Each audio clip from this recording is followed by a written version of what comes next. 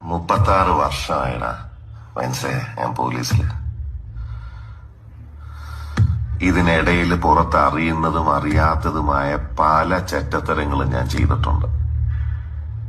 പക്ഷെ അതിനൊന്നും എനിക്ക് ഒരു റിഗ്രറ്റും ഇല്ലടാ. 2 ദിവസം കഴിഞ്ഞ് ഞാൻ ഡിപ്പാർട്ട്മെന്റിൽ നിന്ന് റിട്ടയറായി DYSP മെഡലും വാങ്ങി ഇറങ്ങുമ്പോ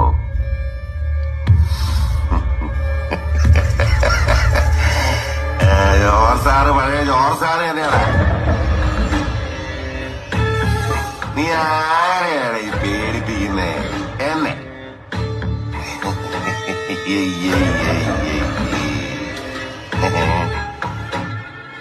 നിന്നെ കാണാൻ ജോർജ് സാർ ഇവിടെ വന്നിട്ടുണ്ട്.